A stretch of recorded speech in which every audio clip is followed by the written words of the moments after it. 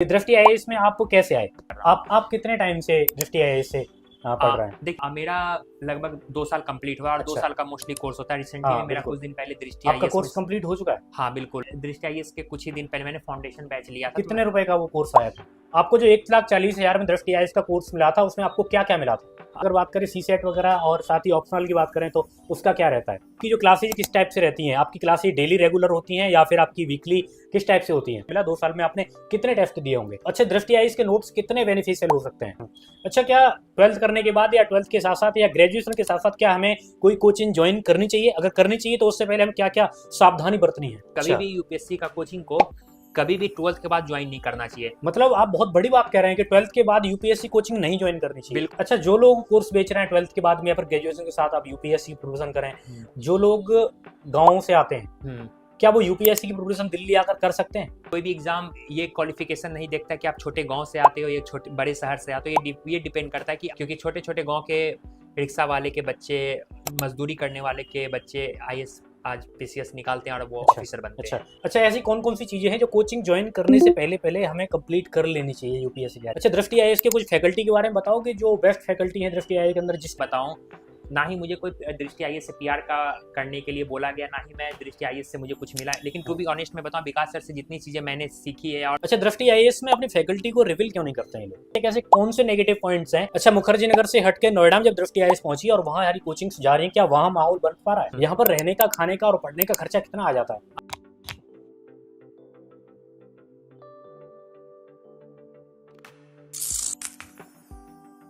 नमस्कार दोस्तों, मैं हूं आपके साथ रजितार और आज हमारे साथ गेस्ट हैं दृष्टि आईएएस के स्टूडेंट और जिनका 2 साल का एक्सपीरियंस रहा है दृष्टि आईएएस में। और आज आप सब कुछ जान पाओगे दृष्टि आईएएस के बारे में, अगर आप कोचिंग लेना चाहते हैं या फिर दृष्टि आईएएस में किस प्रकार का माहौल होता है और किस प्रकार से यहाँ पर क्लासेस प्रोवाइड की जाती हैं, नोट्स कैसे होते हैं या फिर वो क्या क्या फैसिलिटीज या फैकल्टी सिस्टम किस टाइप का होता है, वो सारी चीज़ें आप जानोगे क्योंकि 2 साल का एक्सपीरियंस मायने रखता है।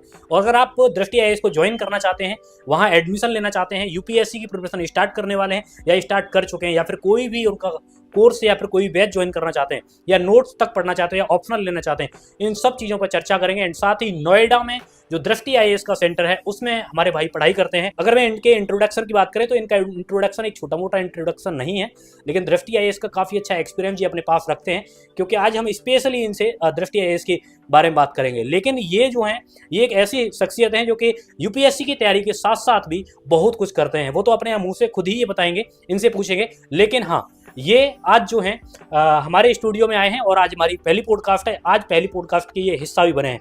तो दृष्टि आईएएस के बारे में बहुत कुछ जानने के लिए बने रहिए एंड तक। वीडियो को लाइक, चैनल को सब्सक्राइब और साथ ही हमें फॉलो कीजिए और इस पॉडकास्ट को ज्यादा से ज्यादा लोगों के पास शेयर कीजिए ताकि उनकी भी हेल्प हो सके।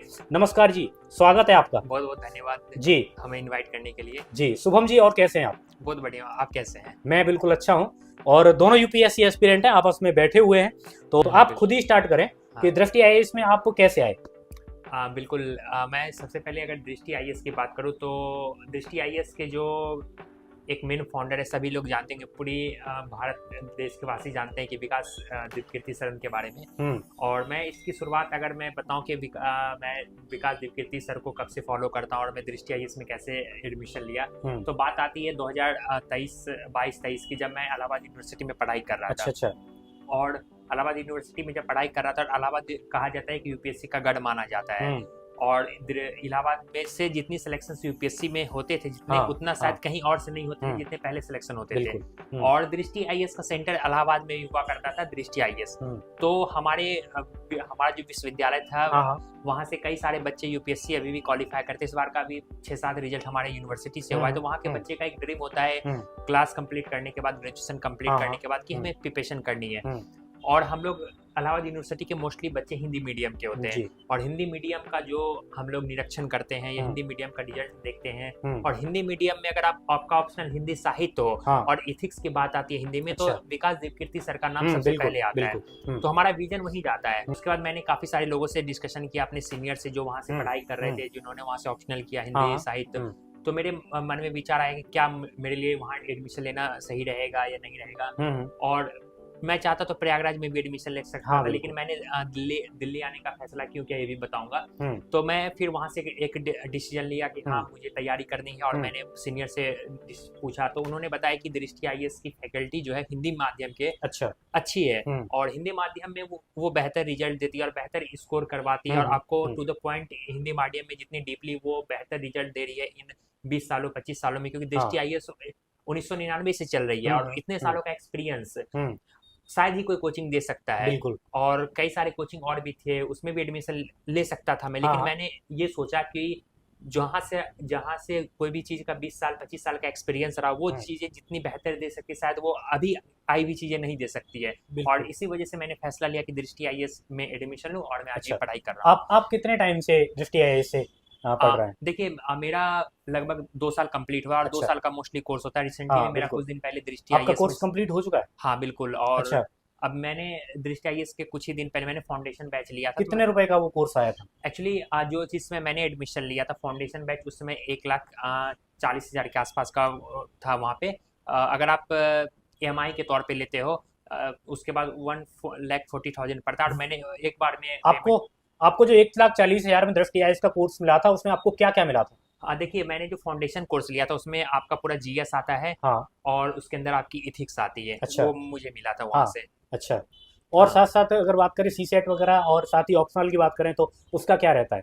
देखिए अगर आप उसके साथ अगर आप सीसेट और ऑप्शनल को ऐड करके लेना चाहते हो, वो कॉम्बो पैक आ जाता है। कॉम्बो पैक में आपको सब कुछ मिलेगा, सीसेट मिलेगा, इथिक्स मिलेगा, एसे मिलेगा, ऑप्शनल मिलेगा, एवरीथिंग उसमें अवेलेबल रहेंगे। अच्छा, और वो कॉम्बो पैक जो आता है जिसमें आपका जीएस हो गया, इथिक्स हो गया और सीसेट हो गया, ऑप्शनल हो गया, सारा जो होता है उसमें वो कितने का होता है? वो अप्रोक्सीमेटली अभी का जो प्राइस है मुझे इतना पता है कि 2,80,000 के आसपास उसका प्राइस पड़ता है। अच्छा, हाँ, हिंदी मीडियम का। और आपकी जो क्लासेज किस टाइप से रहती हैं? आपकी क्लासेज डेली रेगुलर होती हैं या फिर आपकी वीकली किस टाइप से होती हैं?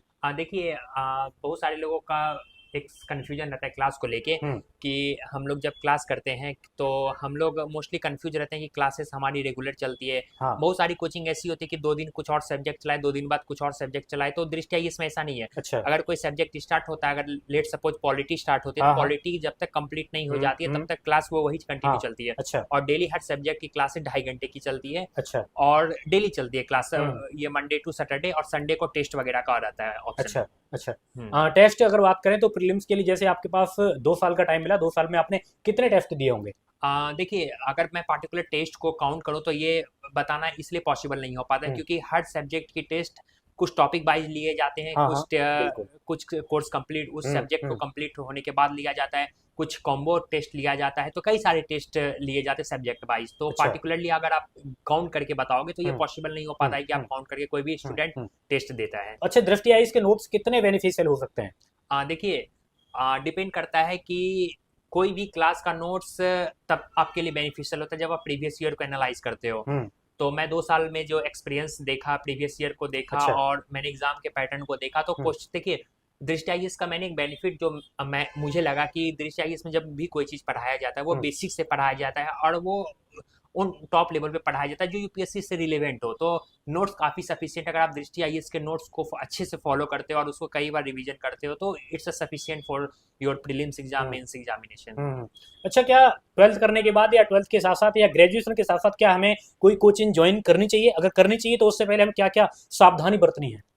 देखिए मेरा जो एक्सपीरियंस रहा है, और मैं जितने भी आईएएस ऑफिसर का मैं भी पॉडकास्ट किया हूँ या कई सारे टॉपर्स से मैं भी मिला हूँ, तो मेरा और ओवर एक जो सजेशन रहा है, बहुत बच्चे गलती करते हैं 12th के बाद वो क्या करते हैं डायरेक्ट यूपीएससी का कोचिंग लेते हैं और वो आके कोचिंग ज्वाइन कर लेते हैं और फिर वो सोचते हैं मेरे पास अभी 5 साल है, 5 साल में बहुत अच्छे से पढ़ूंगा, देन मैं फिर अच्छे से एग्जाम दूंगा। लेकिन वो सबसे बड़ा ब्लंडर मिस्टेक करते हैं। कभी भी यूपीएससी का कोचिंग को कभी भी 12th के बाद ज्वाइन नहीं करना चाहिए। मतलब आप बहुत बड़ी बात कह रहे हैं कि 12th के बाद यूपीएससी कोचिंग नहीं ज्वाइन करनी चाहिए? बिल्कुल। कब करनी चाहिए फिर? एक देखो अगर आप डिपेंड करता है कि आप कैसी यूनिवर्सिटी से, अगर आप कुछ टॉप यूनिवर्सिटी सेंट्रल यूनिवर्सिटी से पढ़ रहे हो, जैसे इलाहाबाद यूनिवर्सिटी से पढ़ रहे हो, बीएचयू से पढ़ रहे हो, या दिल्ली यूनिवर्सिटी से पढ़ रहे हो, या जेएनयू से पढ़ रहे हो, तो आपको 3 साल कॉलेज में देना चाहिए। क्योंकि कॉलेज में इतनी अच्छी पढ़ाई होती है कि आपका बेसिक कम से कम उन जीएस सब्जेक्ट का कवर हो जाता है। और अगर आपको लगता है कि यूपीएससी को आपको थोड़ा पहले और स्टार्ट करना चाहिए तो आप 3rd ईयर से ऑप्शनल पेपर और बेसिक चीजें अपना एनसीईआरटी वगैरह कंप्लीट करना शुरू कर दो 2nd ईयर या 3rd ईयर से। तो देन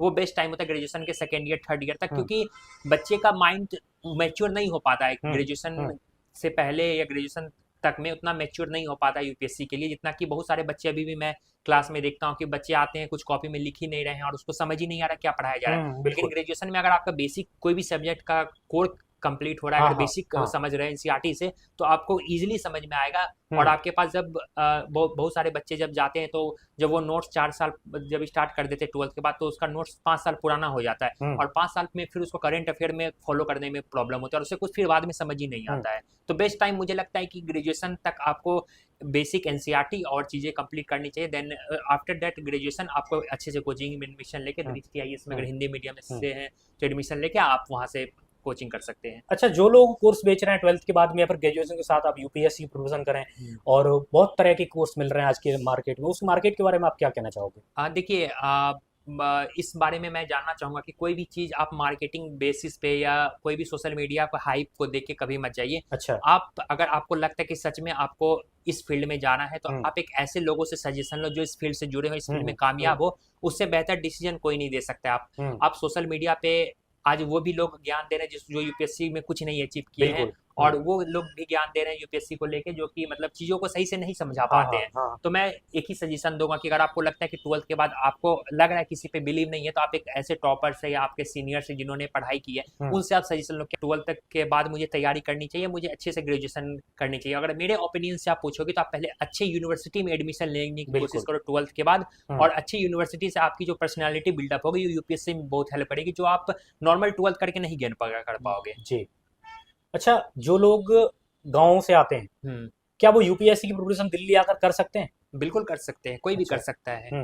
यूपीएससी कोई भी एग्जाम कोई भी एग्जाम ये क्वालिफिकेशन नहीं देखता कि आप छोटे गांव से आते हो या छोटे बड़े शहर से आते हो। ये डिपेंड करता है कि आप में कितनी मेहनत करने की क्षमता या आप किस हद तक मेहनत कर सकते हैं और आप कैसे चीज़ों को कर सकते हैं। क्योंकि छोटे छोटे गाँव के रिक्शा वाले के बच्चे, मजदूरी करने वाले के बच्चे IAS आज PCS निकालते हैं और वो ऑफिसर बनते हैं। क्या बैकग्राउंड मैटर करता है कि किसी के माता पिता IAS IPS होंगे या फिर रिलेशन कोई IAS IPS होगा तभी IAS बनेगा, या फिर कोई बैकग्राउंड नहीं है लेकिन तब भी वो IAS बन सकता है? हाँ, बिल्कुल बन सकता है। देखिए, इस चीज़ को मैं थोड़ा क्लियर करना चाहूँगा। बैकग्राउंड होने का थोड़ा बेनिफिट ये होता है कि जो वो इनिशियल पे जो स्टार्टिंग से जो गाइडेंस का जो वो थोड़ा प्रॉब्लम होता है कि 10th के बाद 12th के बाद हमें कैसे सही वो कहते हैं ना कि एक इंसान है, अभी मुझे आज गूगल मैप आ गया था, इंसान आज बहुत सही जगह पे पहुंच जाता है। पहले गूगल मैप नहीं होता था, लोग उससे पूछता था तो कहीं भटक उटक के पहुंचता था, लेकिन उसे बहुत लंबा समय लगता था। लेकिन आज गूगल मैप क्या है कि एक बार लोकेशन डालो आपको एग्जैक्ट आपके लोकेशन पे पहुंचाएगा। तो अगर आपके फैमिली में रहता है, एक कॉन्फिडेंस भी रहता है, एक सही गाइडेंस मार्गदर्शन मिलता है, तो टू द पॉइंट कम समय में ज्यादा चीजें ग्रैब करके आप जल्दी अचीव करते हो ऐसा। और अगर आप कोई दूसरे बैकग्राउंड से आते हो, आपका नॉन यूपीएससी एस्पिरेंट बैकग्राउंड है, तो आपको थोड़ा समय ज्यादा लगता है। इसलिए तो कोचिंग का लेना चाहिए कि कोचिंग आपको टू द पॉइंट पहुंचाती है। अच्छा, ऐसी कौन कौन सी चीजें हैं जो कोचिंग ज्वाइन करने से पहले हमें कंप्लीट कर लेनी चाहिए यूपीएससी तैयारी करने के लिए? हाँ, देखिए, मुझे जैसा लगता है कि इन 2 सालों में जो मुझे रियलाइज हुआ कि इन 2 सालों में सबसे पहले आपको 2 चीज एनसीईआरटी और ऑप्शनल कंप्लीट करके जाना चाहिए। अच्छा। उससे क्या होता है कि जब आप जीएस कंप्लीट करते हो तो आपके पास बस रिवीजन का मौका मिलता है। जीएस जब आप फाउंडेशन कोर्स करके कोचिंग में आप इतने ज़्यादा कोचिंग में चीज़ें गेन कर लेते हो, फिर आपको ऑप्शनल पेपर बर्डन बन जाता है बाद में चले के। तो ऑप्शनल पेपर पहले कंप्लीट करो और जीएस का पेपर उसके बाद करके आप then you will start the exam. अच्छा, दृष्टि IAS के कुछ फैकल्टी के बारे में बताओगे जो बेस्ट फैकल्टी है दृष्टि IAS के अंदर जिसकी वजह से आपको दृष्टि IAS ज्वाइन करनी चाहिए? हाँ, बिल्कुल। सबसे पहला तो नाम विकास दीपकीर्ति सर है। भले ही वो आज पढ़ाते नहीं, लेकिन जो उनके रिकॉर्डेड लेक्चर्स है वो डेमो क्लासेस में आते हैं और वो जो सिखाते हैं, उनकी जो 8 घंटे की डेमो क्लासेस होते हैं वो शायद कहीं नहीं मिलेगी। मुझे लगता है उनका जो एक्सपीरियंस है, भले ही आज दुनिया विकास सर को एक बिजनेसमैन के तौर पे देखती है, उनके बारे में कुछ भी बोलती है, लेकिन अगर आप टू बी ऑनेस्ट मैं बताऊं, ना ही मुझे कोई दृष्टि IAS से PR का करने के लिए बोला गया, ना ही मैं दृष्टि IAS से मुझे कुछ मिला। लेकिन टू बी ऑनेस्ट मैं बताऊं, विकास सर से जितनी चीज़ें मैंने सीखी है, और दृष्टि IAS में और भी चीज़ें होती है जैसे कि मंथन वगैरह होता है, डिबेट कॉम्पिटिशन होता है, मैं उसमें भी जीता हूँ, तो काफ़ी ज़्यादा एक्सपीरियंस था, वहाँ के टीचर से गाइडेंस मिलता है। पहले तो फैकल्टी विकास सर हो गए, दूसरे फैकल्टी वहाँ पे कुछ कुछ फैकल्टी थे इकोनॉमिक्स के, अभी ऋषि जैन सर।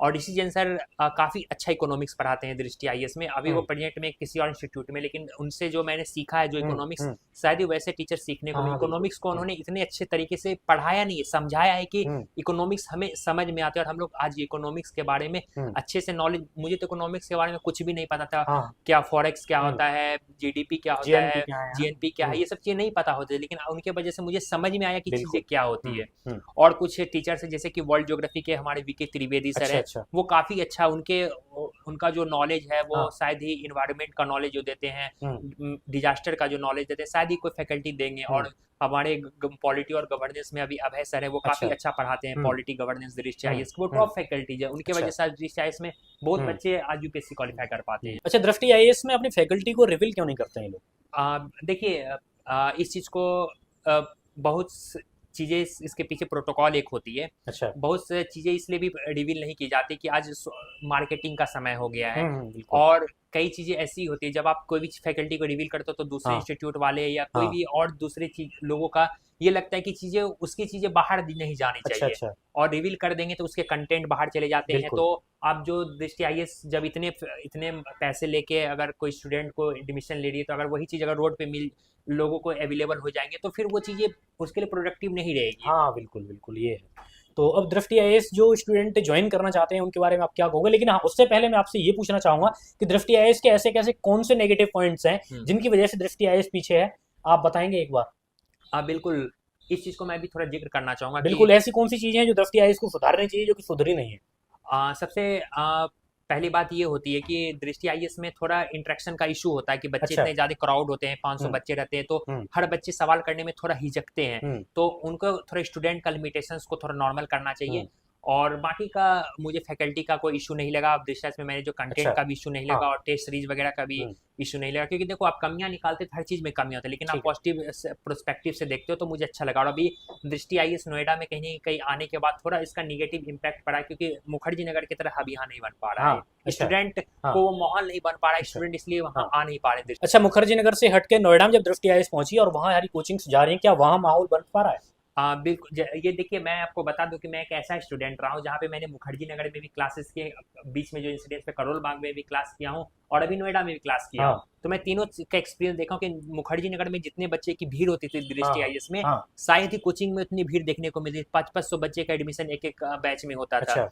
और यहाँ पे जब करोल बाग में भी मैंने क्लासेस की और यहाँ पे अभी नोएडा में भी कर रहा हूँ। तो नोएडा में जब हम लोग स्टार्टिंग में आए तो हम लोगों की बुक्स की दुकान नहीं थी, लेकिन और कोई भी दुकान नहीं थी, कोई भी कॉपी किताब नहीं मिलते थे, कुछ भी आइडिया नहीं था रूम का। लेकिन अब धीरे धीरे दृष्टि आईएएस का हब नोएडा भी बनते जा रहे, दृष्टि आईएएस की वजह से अब बच्चे दिखते हैं और इंग्लिश मीडियम। और मैं ग्रेटफुल विकास सर का कि विकास सर इतने बुरे सिचुएशन होने के बावजूद, जबकि उनका कोई गलती नहीं था, एलिगेशंस कई लगाए गए, लेकिन उनके बावजूद उन्होंने इतने पेशेंसली से, मैं कभी मौका मिलेगा तो मैं विकास सर से इन चीज़ों पे डिस्कस करना चाहूँगा कि इतने पेशेंसली उनकी मैनेजमेंट इतनी अच्छी थी कि शायद मुझे नहीं लगता कि उनसे अच्छी मैनेजमेंट कोई कर सकता है। तो उन्होंने सब कुछ होते के बावजूद आज वो स्टेबल इतने अच्छे तरीके से कर दिए, अब फील ही नहीं होता कि हमारी कोचिंग कहीं और शिफ्ट हुई है। अच्छा, आप दृष्टि आईएएस और दिल्ली में आप 2 साल से रह रहे हैं, यहाँ पर रहने का, खाने का और पढ़ने का खर्चा कितना आ जाता है? देखिए, अप्रोक्सीमेटली अगर आप नॉर्मल, अगर आपका कोई उतना घूमना फिरना नहीं है, आप प्रॉपर एज ए स्टडी के लिए आए, नॉर्मल रूम रेंट के लिए आए, तो आप 10,000 तक सरवाइव कर सकते हो। 10,000 तक आप इजीली से आप रह सकते हो। अगर आपका एक्स्ट्रा खर्चा है कुछ घूमने का, ड्रेसिंग सेंस का, या आपका कपड़े का शौक है या कुछ और का शौक है, तो 10-12,000 13,000 से फिर आप डिपेंड करता है, वो आपके ऊपर है। हाँ, ठीक है, एक कमरा छोटा सा रहने के लिए, पढ़ने के लिए चाहिए, वो तो कितने 10,000 तक नॉर्मल आप रह सकते हो आराम से, खाने पीने तक अच्छे से रह सकते हो। क्योंकि मैं भी लगभग 1-1.5 साल तक मैं 10,000 के अंडर ही रहा था। अच्छा, जो लोग यूपीएससी की तैयारी करना चाहते हैं, बिगिनर हैं, उनके बारे में आप क्या कहना चाहोगे, कैसे आगे बढ़े? बिल्कुल, मैं यही बोलूंगा कि आप जो भी चीज़ कोचिंग में अगर आप फॉलो करते हो, कोचिंग में जो भी चीज़ दी जाती है, नोट्स दी जाती है या टेस्ट सीरीज दी जाती है, या जो चीज़ें आपको टीचर्स बताते हैं, उनको आंख बंद करके फॉलो करो। क्योंकि टीचर्स जो बताते हैं वो उनके पास 10 साल 20 साल का एक्सपीरियंस होता है पढ़ाने का, और वो जितनी चीज़ों को एनालाइज करके प्रीवियस ईयर को आप जितना रिसर्च खुद से करोगे, वो पहले से रिसर्च करके आपको पढ़ाते हैं, इसलिए उनको फॉलो करें और नोट्स को अच्छे से रिविजन करके बढ़े, देन आपको फिर सही गाइडेंस मिल जाएगा। और जो कोचिंग में बताया जाता है उसे आंख बंद करके फॉलो करें। बहुत लोग शक करते हैं, यही बहुत बड़ी गलती होती है। जी, बहुत बहुत धन्यवाद आपका, थैंक यू, आपने दिया। तो दोस्तों आज का आपने पॉडकास्ट देखा, इन सारे क्वेश्चंस आपके डाउट्स क्लियर हो गए होंगे। नहीं क्लियर हो गए तो आप लोग कमेंट बॉक्स में बता दीजिए, उनको नेक्स्ट पॉडकास्ट में हम किसी और से पूछेंगे एंड उनका जवाब भी आपको मिलेगा। तो तब तक आप लोग वीडियो को लाइक, चैनल को सब्सक्राइब और मुझे फॉलो जरूर कीजिए, और आप जो है इस वीडियो को ज़्यादा से ज़्यादा लोग पास शेयर भी कीजिए। चलिए मिलते हैं आप सभी इस नेक्स्ट वीडियो के साथ, तब तक के लिए जय हिंद, जय भारत, वंदे मातरम।